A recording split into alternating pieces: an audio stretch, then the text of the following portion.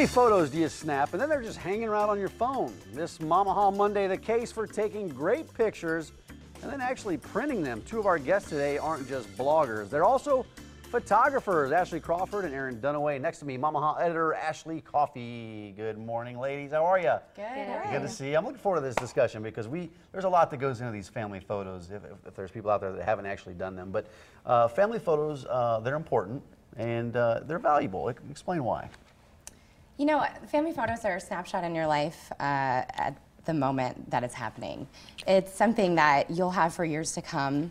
You know, it's something you walk by every day as long as you print, which I encourage. You know, you walk by every day and you are reminded of your family. It just makes you happy. They're kind of a hassle at the time you do it. But they pay off. They do down the road. Right. You know what I mean? Absolutely. Because you look back at those pictures and say, oh, look how cute little Johnny is. Yeah, kids change so quickly. They do. Okay, let's talk about spots around town. Where do you recommend? Because one of the things that we did, we took a family photo last year, and I don't know if we've got a picture of it. We chose Elmwood Park, and the day we went shooting at Elmwood Park, there were hundreds of other people there as well. But we got some great shots, and this is the picture that we took right along the golf course. So this is Elmwood Park, which is a popular one. Where else do you recommend taking pictures? There's a lot of really great places in Omaha. Any of the major parks are really great. There's the OPPD Arboretum. There's Chalco Hills Recreation Area that has a lot of different variety. The Old Market and the Heartland of America Park is also a really great place. Any of the major parks like that are going to be popular with photographers. Yeah, I like that. The Old Market, maybe Benson, those type of areas that aren't parky, but more industrial, kind of more old school charm. You can get a really good mix there. I would also add to that there's kind of something special about having them doing an activity together that can make for really good photos and reactions off of each other. Doing something that you love to do, or maybe in your home, that's, you know, places that are special to you.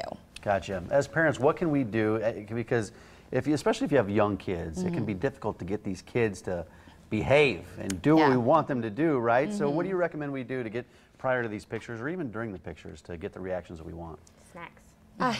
Food, right. Bribery. Snacks. The style of pictures that we're both more into is more of the candid and the relaxed and carefree pictures where you're not just looking at the camera and smiling. You're interacting with your kids and you're playing with them and laughing and hugging.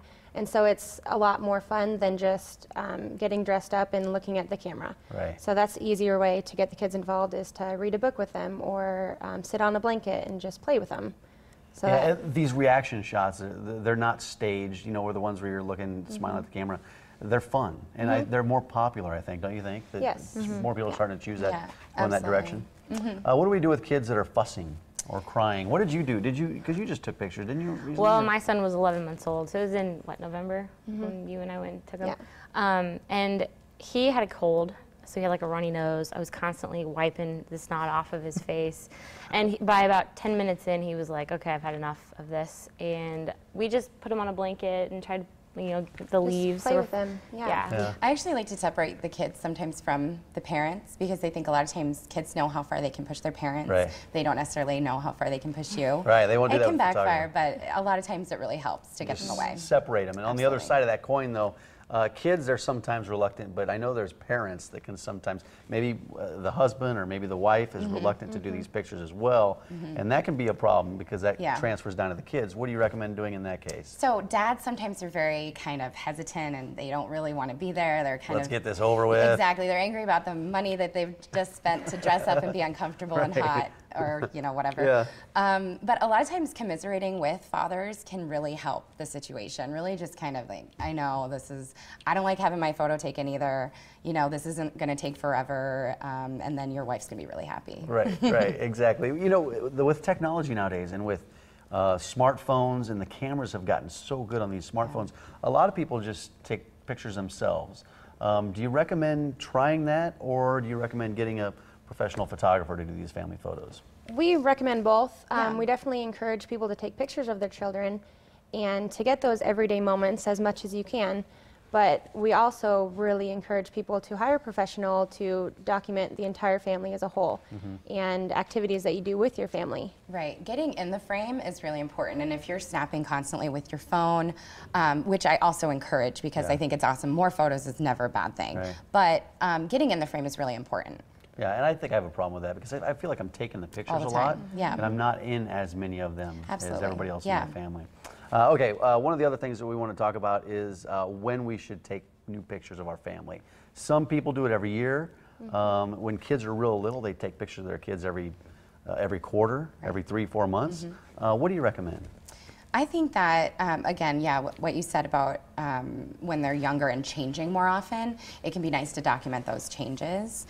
So more often when they're younger, but you know, a yearly family photo for the Christmas card or, you know, to print on your walls is really special, or maybe when a life event happens. Yeah, which is a good reminder Christmas is coming. The holidays right. will sneak up. You may want to get those pictures. Absolutely, Start thinking about those coming up soon. What are we talking about on Momaha? We're talking about pictures. What else are we talking about these days on the old blog? You know, anything parent related. We don't have a ton controversial wise, but we have a woman today who's talking about road tripping with her teenagers. That's the first time for her, so she kind of gives tips on, you know, how to do that with your teens. Right. Well, the website's momaha.com, and these are our panelists for today. Thanks for stopping by this morning. Thank you. All Thank you good for having tips. us. Can't forget about those family photos. That's right. Thanks a lot for your time this morning. Thank you. All right, in this week's Compute This, the launch of Windows 10 hits tomorrow night. Are you ready? But first, some of the products that could help rescue your skin and hair damaged by the elements this summer.